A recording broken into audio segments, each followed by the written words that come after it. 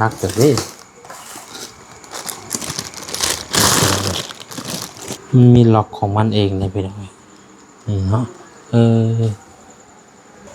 ตัวนี้ลงดุมตัวนี้กระเทิงนะครับติดตั้งเนาะ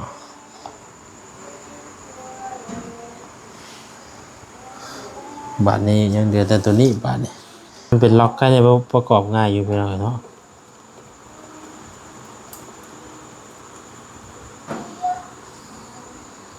เป็นล็อกอยู่พี่น้อง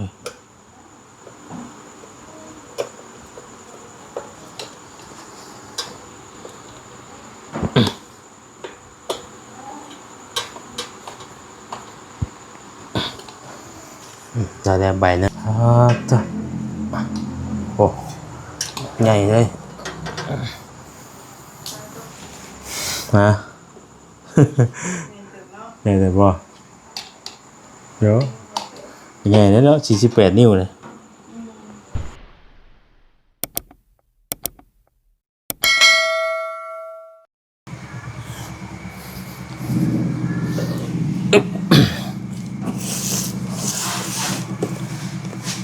พี่น้องเลยสบายดีเด้อพี่น้องเด้อเนาะสบายดีตอน8 โมงปลายพี่น้องเลย2 ทุ่มเนาะพอดีว่าเมื่อนี้ก็มีกล่องพัดลมพี่น้องเลยเนาะที่ว่าบาแซนให้ทางบาพรเพิ่นสร้างให้เนาะเพราะว่าเพิ่นมีแอปลาซาร่าอยู่ฝั่งไทยพี่น้องเอ้ยบาพรสตูดิโอนี่แหละเนาะเพิ่นสร้างให้เพราะว่าเก็บเงินปลายทางพี่น้องเอ้ยเนาะมีแต่ว่าเพิ่นสร้างมาให้แล้วไปได้เครื่องมาฮอดเฮาก็เอาบิลเพิ่นไปเอารถสินะพี่น้องเอ้ยเพราะว่าทางบริษัทส่งไทยลาวนี่มันเพิ่นเก็บเงินปลายทางอยู่นะพี่น้องเอ้ยเนาะเพิ่นก็สร้างมาให้ก่อนได้เนาะเพิ่นมีแอปลาซาร่าอย่างเงี้ยพี่น้องเนาะเพิ่นสร้างมาให้ได้เอามาแต่บ้านนี่พุ่นแหละเนาะพี่น้องเนาะแล้วมื้อนี้อันนี้ก็ได้แกะแล้วเนาะได้แกะแล้วมื้อนี้สิมาประกอบพี่น้องเอ้ยมาประกอบไว้เนาะเพราะว่าสิให้ทั้งสร้างนี่แหละสร้างให้เทือนนี่แหละพี่น้องเอ้ยติดให้นี่นะว่าสิประกอบตัวไว้ได้หมายว่าเวลาเพิ่นติดก็ให้เพิ่นติดรถนะพี่น้องเอ้ยเนาะมันจังบ่เสียเวลาเพิ่นปานใดนะพี่น้องเอ้ยเพราะว่าเพิ่นกำลังเฮ็ดอยู่เฮือนก็ได้เนาะแต่ว่าเอาประกอบไว้ให้มันสำเร็จแล้วก็มีแต่ฮอดขั้นตอนเพิ่นติดกับเพิ่นเอาไปใส่รถทีนะให้เพิ่นเดินสายไฟอย่างไว้เฮาก็เอาไปเกาะใส่รถทีนะพี่น้องเอ้ยเนาะค่ะได้แก้แล้วพี่น้องเอ้ยเนาะได้แก้เบิ่งเบิ่งเมื่อวานนี่มันก็เลยบ่คืออันตอนที่ว่ามาตอนเล็กพัดลมวันนี้ก็เป็นทางเมตู้อนุ่นนั่นแหละเนาะที่ว่าเพิ่นทางแม่ฮักกันเพิ่นฝากเงินมาให้ซื้อสร้างพัดลมตัวนี้แหละมาไว้ใส่ทางระเบียงหน้าบ้านนะพี่น้องเอ้ยก็เลยว่าสิประกอบไว้เนาะใส่ระเบียงตัวนึงพี่น้องเอ้ยคือพัดลมตัวนี้นะเขาได้ซื้อเองเนาะซื้อเองแล้วก็ให้เพิ่นติดตั้งให้ได้อยู่พี่น้องเอ้ยเนาะแต่ว่าอยู่ในห้องนะมีแอร์อยู่แล้วพี่น้องเนาะในห้องโถงในห้องห้องนอนเนาะที่ว่ามีแอร์อย่างละหน่วยอันนี้นะเป็นทางระเบียงเนี่ยก็ได้พัดลมเนาะพัดลมติดตั้งใส่แล้วก็อันนี้จะเป็นคอมันพี่น้องเอ้ยเนาะก็ยังบ่เคยได้พี่น้องเนาะยังบ่ได้เคยประกอบยังบ่ได้เคยเฮ็ดดอกว่าแซงก็แต่ว่าสิมาเบิ่งตามมันคู่มือมันนี่แหละเนาะมันก็มีคู่มือบอกตัวนี้มาประกอบแบบนี้นะเอาไปพัดลมมิตซูบิชิบอกพี่น้องเลยเนาะเรียกว่าฮัตซิบอกจังได๋บ่นี่มิตซูบิชินี่เด้พี่น้องเลยเนาะมิตซูบิชิซื้อพัดลมนะยี่ห้อมิตซูบิชิพี่น้องเลยเนาะมีปุ่มคู่มือครบหมดเลยพี่น้องเอ้ยนี่ก็เป็นใบรับประกันห้ามดัดแปลงนั่นพี่น้องเอ้ยเนาะหลายอย่างอยู่มีคู่มือเครื่องนี่สร้างมาแต่พังไทยพี่น้องเอ้ยอยู่แอป ลาซาด้าเนาะอันนั้นเป็นลายอยู่พี่น้องเอ้ยราคานี่ก็2,000ปลายไปได้พี่น้องเนาะ2,400เกือบ2,500เนาะราคาพัดลมนี่เกือบ2,500เกือบ2,500 บาทพี่น้องเอ้ยอันนี้จะเป็นขอเกาะมันเดี๋ยวตัวนี้นะสิให้ทั้งสร้างเพิ่นไปติดตั้งไว้ให้ก็มื้ออื่นเนาะแต่ว่าเพิ่นใส่เพดานเนี่ยมันสิยากกันนะพี่น้องเอ้ยเนาะกับเหล็กที่ว่าเพิ่นเชื่อมใส่กับโครงกับมันบ่ซ้ำนี่นะพี่น้องเอ้ยมันต้องได้เสริมเหล็กเข้าไปอีกแล้วก็ให้เพิ่นจอดหรือว่าให้เพิ่นเชื่อมใส่กับเหล็กเลยเนาะหันน็อตเข้าอีกพี่น้องเอ้ยมื้ออื่นเนาะให้เพิ่นเพราะว่าเวลาเพิ่นใส่เพดานน่ะมันเดี๋ยวมันสิใส่ยากเนาะพี่น้องเนาะมันจะบ่เห็นเด็กสินะมันสิบ่เซิงอันนี้มีแต่เฮาให้เพิ่นติดตั้งของตัวนี้ไว้ได้เฮาจังเกาะใส่รถสินะพี่น้องเอ้ยเดี๋ยวมื้อนี้จะเอาไปให้สร้างเพิ่นปกติก็เฮาพี่จะกับเพดานแบบมันก็มีพุกมีหยังอยู่เนาะนี่พี่น้องเอ้ยพุกก็มีเนาะจ้ะ2 4 ปุกกับมีขนาดใส่ปุกกันคือว่าเพลานแบบเป็นปูนเป็นอย่างที่นะนี่ก็จะเป็นก้านมันเป็นอะไรเนาะประกอบเป็นบ่เนาะบาดเนาะบ่เคยเห็นแต่พี่น้องเอ้ยบ่เคยก็สิประกอบไว้เนี่ยว่าสิเบิ่งก่อนเนาะอู้เนาะนักจังนี้เอาหาแนวมาว่างใช่มีอย่างน้ำแน่เลยเนาะมันก่อนนี่จะเป็นกับแนวปิดผาไปหน่อยเนาะแนวปิดผาแนวใส่ครับไปสินี่เป็นข้างบนตัวนี้เป็นสีเนาะตัวนี้มันจะกลับกันเลยสิไปหน่อยปิดไว้เนาะผามันจะไว้นี่ก่อน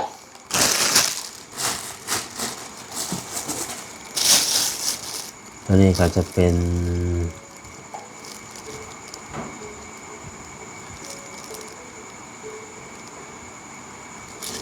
สวิตช์ปิดเปิดเนาะสวิตช์ปิดเปิดต่อระบบไฟอีกได้ไปแล้วสวิตช์ปิดเปิดเบอร์คอยเบอร์แห้งก็บ่ได้เคยมีเลยพี่น้องเนาะก็บ่ได้เคยใช้ก็บ่ได้เคยติดตั้งแต่ว่าก็เอามาเบิ่งตามนี่มันนี่แหละนี่ก็เอานี่มาห้องก่อน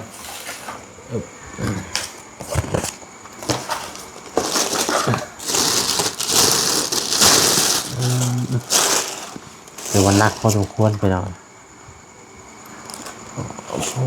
มอเตอร์ไม่ได้นอนตัวนี้มอเตอร์บ่กี่ใหญ่พี่น้อง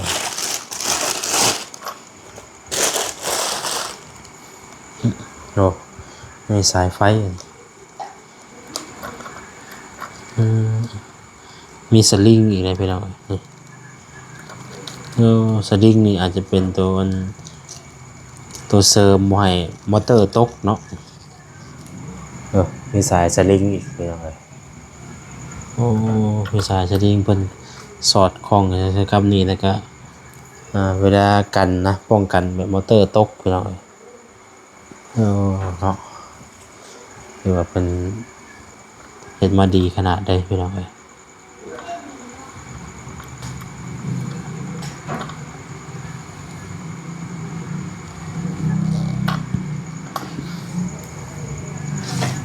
ก่อนเด็กเฮ็ดเป็นโว้ดิ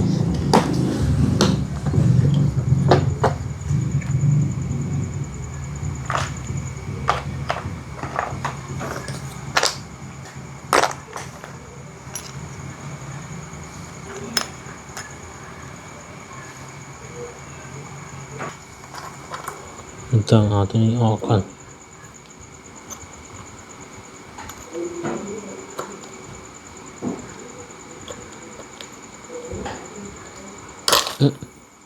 ใช่แหละ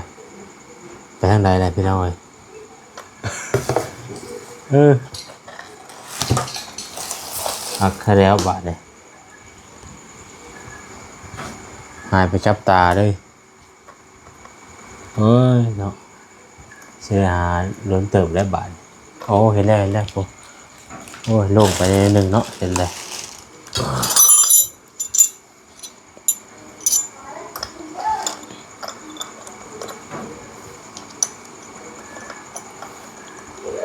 บ่เคยใส่พี่น้องบ่เคยใส่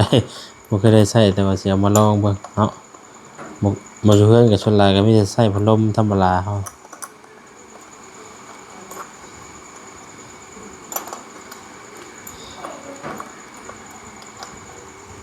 อ๋อมันบ่รวมโพดก็เลยคลายน็อตที่ออกก่อนพี่น้องเพิ่นนี่เฮ็ดเวียกอยู่หั่นอยู่แล้วเฮาก็เลยหาให้เพิ่นใส่ให้เลยสินะพี่น้องก็เลยต้องได้ประกอบให้เพิ่นคอนี่นี่จะเป็นเกาะไว้สิเกาะไว้สิพี่น้องมันมีกิบล็อกไปเลยเนาะ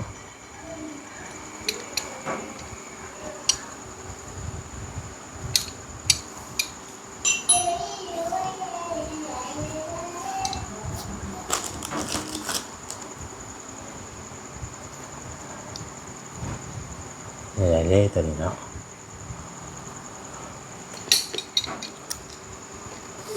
ไว้บ่พี่น้อง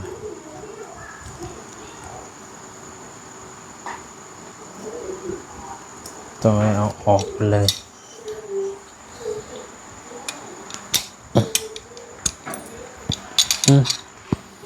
เนาะส่วนหลายคลิปมันมีแต่อยากรูดมือเนาะตั้งมาอีกตัวหนึ่งอยู่ไปทางไหนเนาะทางสั่งมาอีกตัวหนึ่งทางประตูหมายมาติดใส่หันค่ามองนั่งเล่นนี่ประมาณนี้ใส่ไปนี้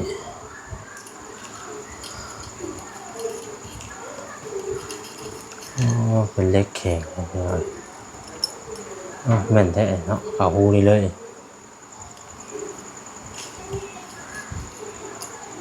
ตึ๊บโอเคบ้านนี้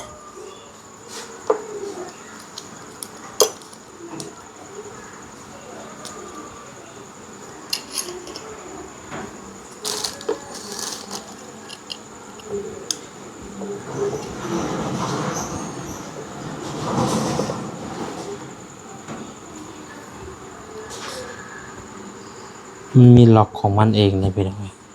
นี่เนาะเออ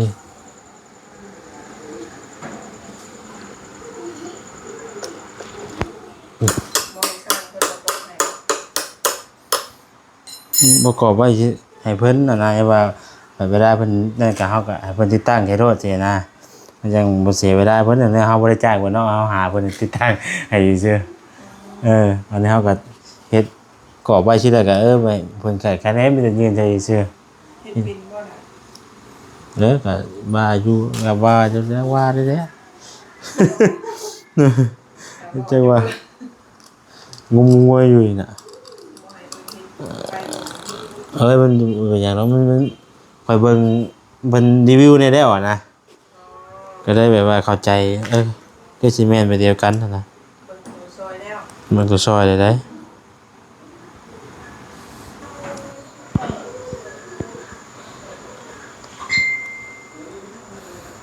มันว่าแน่นแล้วพี่น้องเอ้ยเอาบัตรหนึงอีกกักหนึง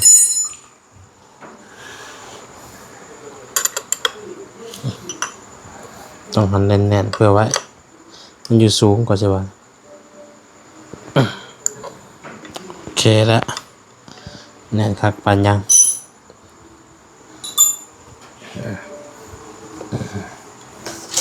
แล้วก็ตัวนี้บัดนี้นี่เป็นสายตัวต่อสลิงนี่พี่น้องเอ้ยสายสลิงเนาะตัวนี้มันต้องได้ใส่พร้อมตอนนี้เลยได้พี่น้องเอ้ยตัวนี้ไว้ใส่น้ำหลังก็ได้ตัวนี้เนาะแม่นบอกว่า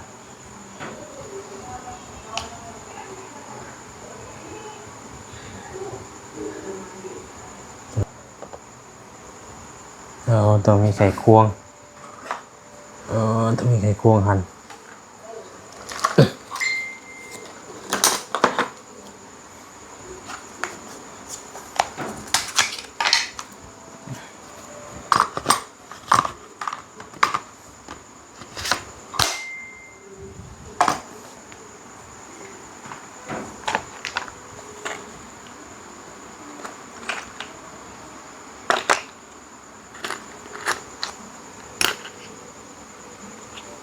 ดอกจุ่มอยู่ใส่ที่บาท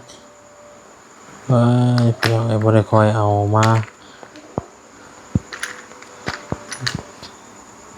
เอาตัวนี้ก็ได้แล้วเนาะนี่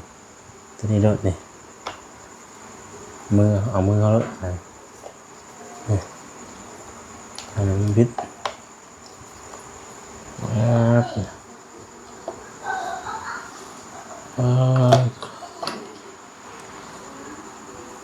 มันจะห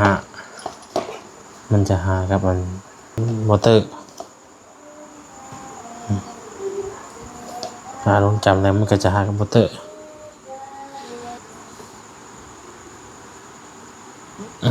โอเคนี่ก็เอาเขาไว้รถตัวนี้ก่อน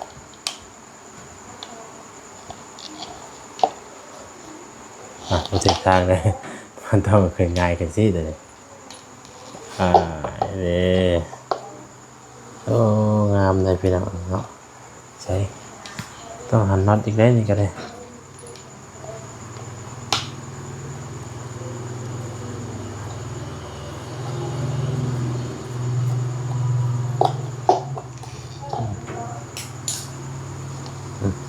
ได้ยังสูดเอาพี่น้องเนาะ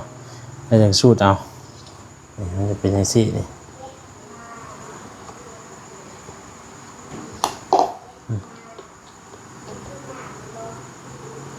เอาไว้สิก่อน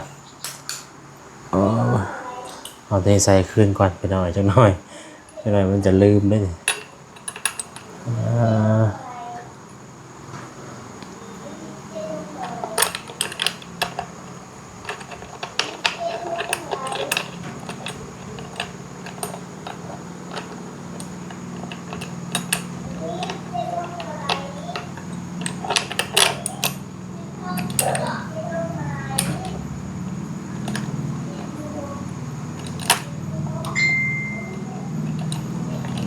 เอาหวานออกแบบเข้าก็ได้พี่น้องเลย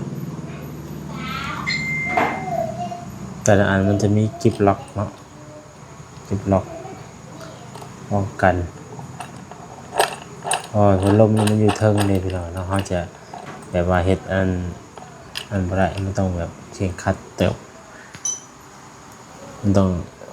ความปลอดภัยเขาสั่นซะ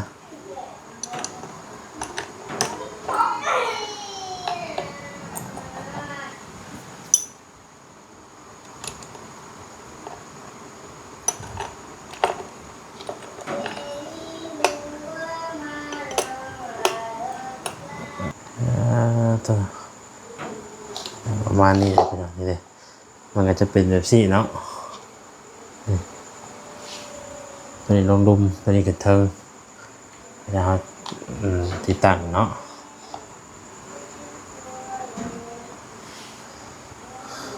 บาทนี้ยังเดือแต่ตัวนี้บาทนี้ใบพัดบาทนี้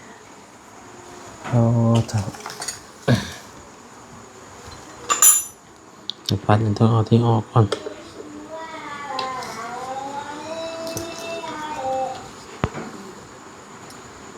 นัดเป็นกระหันกลับมาไว้ด้วยเลย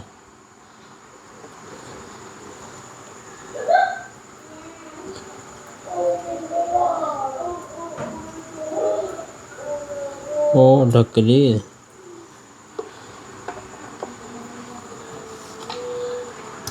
มอนเลยดีดอกไปแล้วมอนเลยเนาะมอนหักยังหักว่ามอน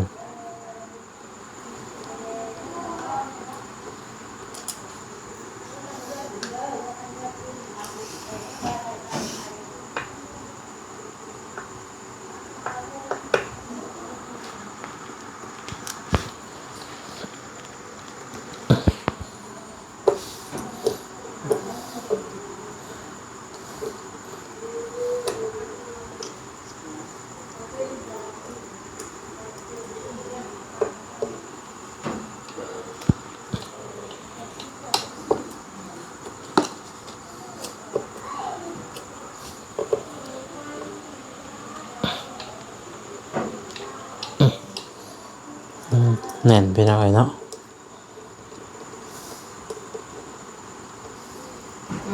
กระทบ กรอบพัดลมไปเลยนั่นว่ามันเอาไปใส่มันจังเอาไปใส่แล้วมันจะมันจะว่าประกอบได้อีกมันก็ล้นอีก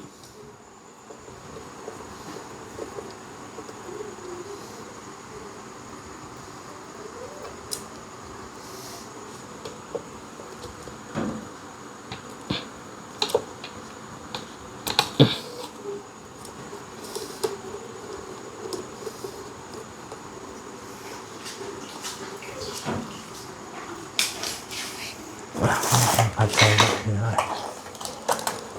ไอ้ที่หนึ่งมีเบอร์อีกว่านี่กันเนาะเรียกว่ามี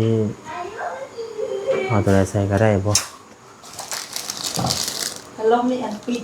นั่นก็ ปิ่น พัดลมตัวนี้มันเป็นตัวปิน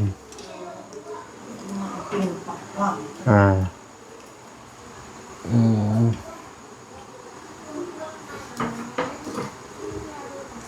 ว่าอึบ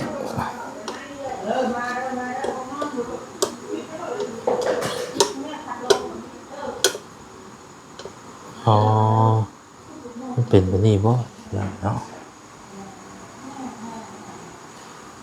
เป็นล็อกมันเป็นล็อกไปแล้วเนาะ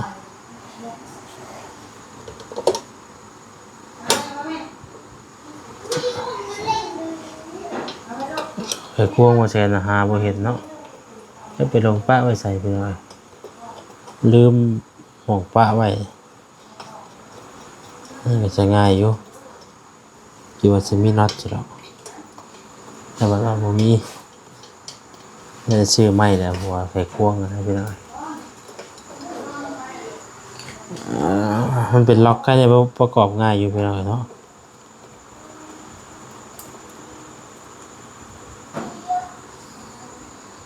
เป็นล็อกอยู่ไปหน่อย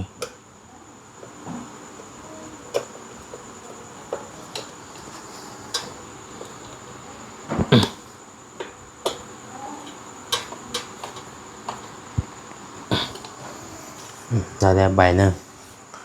ใบที่สองบ้านใส่ถุงมาอย่างดี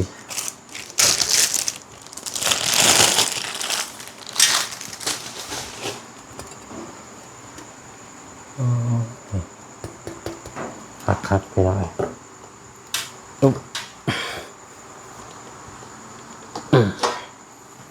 ปั๊มลมเราใส่เทิงๆง่ายขึ้นไปให้ไม่เนาะใส่ง่ายใส่ใบใส่พัดลมใบพัดลมง่ายขึ้นแต่มันถึงทางไปได้พี่น้องคือบ่เย็นบ่อะไรเนี่ยบ่เย็นทุกเทื่อที่แท้มันใส่ใบอันทั้งงมลงลุม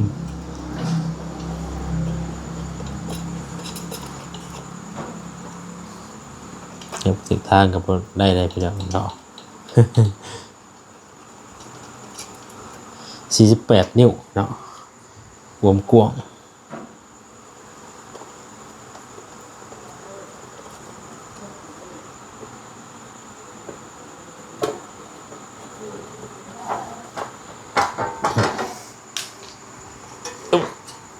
เถอะนักเติบเลยพี่น้องเลยเถอะ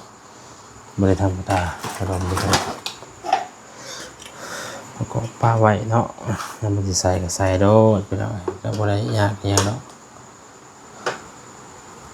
แต่เขามาประกอบใส่ตามใบของมัน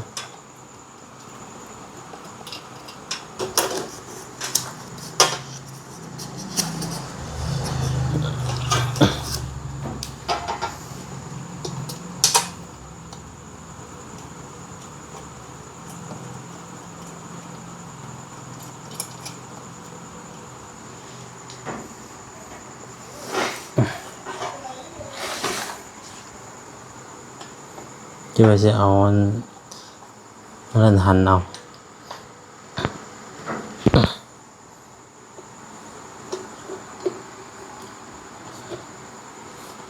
ต้องหั่นเน้นๆให้เพื่อนเนาะ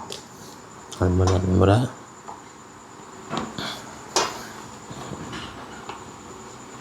ต้องเอาไปพ่วงเต็มๆมาหันไปเลยนี่ยังหันเพิ่มอีกมันบ่แน่นี่โอ้บ่ได้เลย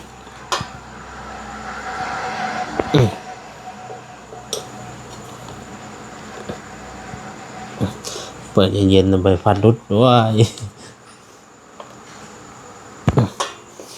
มันเข้าเลย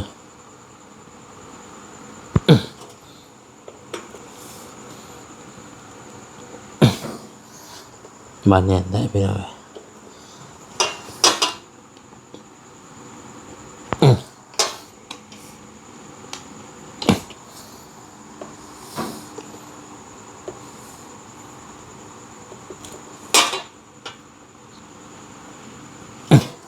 เกือบบัดเกี่ยว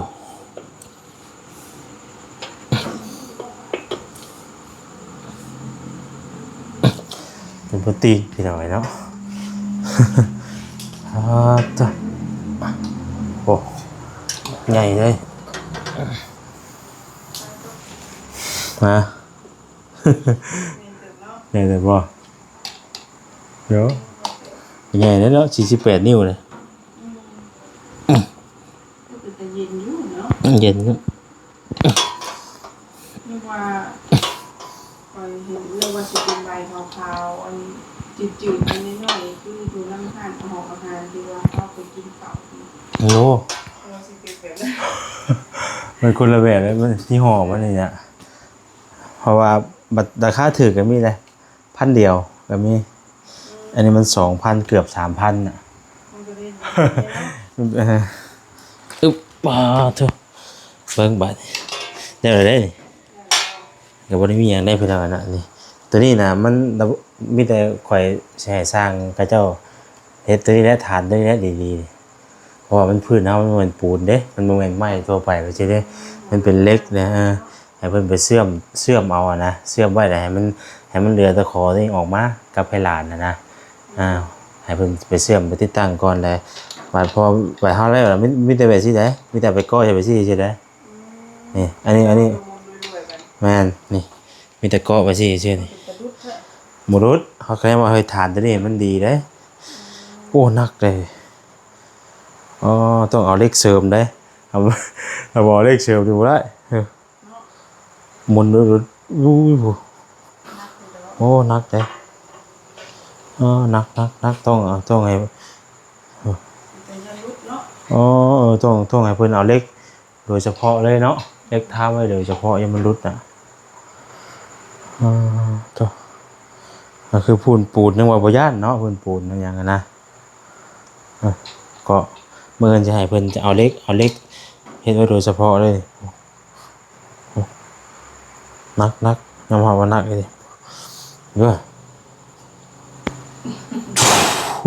โอ้เย็นนะตัวนี้เย็นเลยถ่ายรูปด้วยเนาะเพิ่นบ่แถมสายไฟมาเนาะพี่น้อยถือว่าแล้วเนาะประกอบแล้วบ่มีหยังบัดนี้นึกว่ามันสิยากแต่เพิ่นบ่แม่นเนาะนี่ดิมันมีลูกศรมันอยู่นี่มันจะหมุนไปทางนั้นใบพัดไม่ใช่ถือกี่บ่เนาะมันบ่ได้มันก็แบบใดก็ได้เนาะนี่มานี่มันก็สลบนี่ที่เก่านี่ว่ามันลบข้างหลังวัดนี่ลบใส่ใบพัดมันถือก็คือบ่เย็นจักเทื่อบ่ได้นี่มันก็เอียงนี่มันเบิดเนาะเบิดนี่ตัวนี้คือเบิดตัวนี้คือบ่เบิดบ่ได้อ่านบ่ได้ตอนนั้นบ่ได้อ่านกูมือบอกก่อนสิใส่นะ เนาะถ้าว่ามันบ่นั่นก็เฮาก็สลับเอามันสลับแบบใดก็มันก็เข้ากันแบบเก่าแหละเนาะมันมีแต่3ใบนี่เนาะนี่ดิจะรับปีของมันไปทางเดียวกันก็ใช่เบิดขึ้นบ่ต้องไปทางเดียวกันเนาะเอาตัวใดใส่มันเป็นล็อกเดียวกันแท้มันเป็นล็อกเดียวกันเลยแล้วยังว่ากันเนาะถือบ่ถือก็เดี๋ยวจังเบิ่งนำกันพี่น้องเอ้ยนี่คือ คือชัวาเอาที่มาอยู่มันก็หักลงนี้เนาะเนาะนี่ก็หักลงทางนี้ถึงได้หักลงทางเดียวกันที่แบบลายตายซื้อน่ะหักลงทางเดียวกันเบิดเลยน่ะ เอ้ยเนาะเอาพี่น้องนอกจากนั้นก็ขอบคุณทั้งมีตู้เป็นหลายๆเนาะเป็นให้สร้างมาอีกตัวหนึง ที่จูนมองนั่งมองนั่งเจ้านะไอ้สิบ่ได้หอบพัดลมออกไปบัดนี้เย็นอยู่เทิงรถบัดนี้เนาะพี่น้องมีแต่ประกอบไว้ซื่อเฮ็ดหยังบ่เป็นมีเรื่องระบบพื้นระบบไฟนี่บ่ซั่นบ่กล้าเฮ็ดพี่น้องเนาะมีแต่ให้สร้างเพิ่นชัดแจงเอาบัดนี้เฮามีแต่ประกอบไว้เพิ่นซื่อๆเนาะขอก็ตัวนี้ก็สิเอาไปป้าไว้ให้เพิ่นตั้งให้ที่ตั้งให้บ่ได้เพราะมันมีแต่หอยไว้สิเด้ ถ้าต้องได้เอาพัดลมไปให้เพิ่นเบิ่งเป็นตัวอย่าง เพิ่นจักอยู่เพิ่นเห็นรูปมันอยู่ไปเอารูปไปเบิ่งแล้วเอาลงมาดูก่อนมันเกาะซื่อๆเลยตัวนี้มันเป็นลูกยางนะบ่ได้กันเนาะมันเกาะไว้ซื่อตัวนี้มันบ่ได้มันก็หมุนบัดนี่ตัวนี้นะเป็นตัวห้ามเฉพาะจะมีลูกยางเนาะมันจะเป็นตัวห้ามน้ำหนักเลยไปใส่พี่น้องเนาะคลิปนี้ก็ยืนยาวแหละขอตัวไปก่อนเด้อพี่น้องเด้อจะดีมีเองว่าจะกูสุขคนเนาะอาบน้ำก่อนบัดนี่จะว่าแล้วเนาะสบายดีเด้อพี่น้องเด้อ